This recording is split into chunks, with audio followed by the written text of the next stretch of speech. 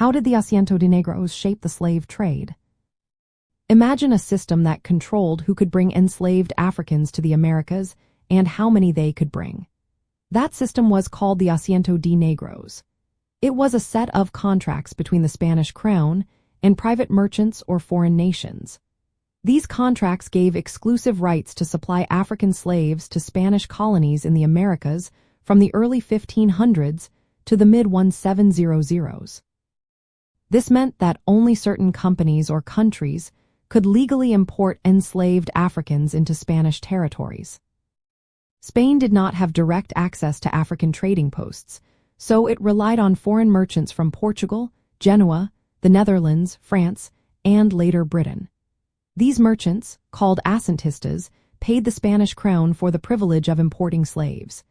They were responsible for transporting and selling a fixed number of Africans in Spanish America each year.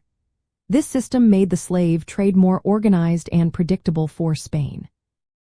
It also helped the Spanish colonies grow their plantation economies, especially in the Caribbean and South America.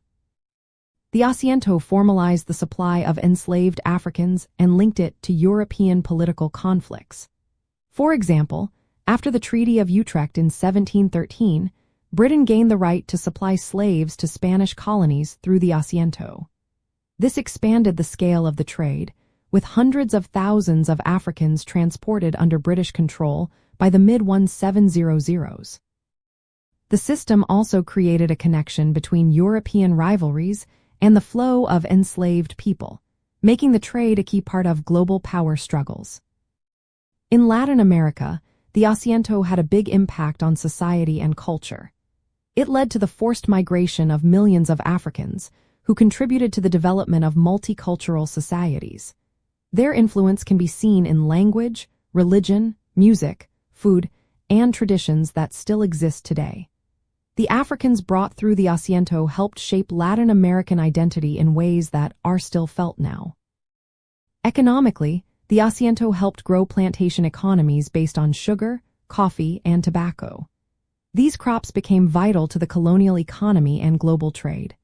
The system also shifted the focus from indigenous peoples, who were often enslaved or killed, to importing large numbers of African slaves.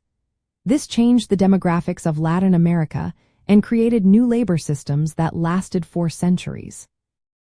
So, the Asiento de Negros played a major role in shaping the transatlantic slave trade.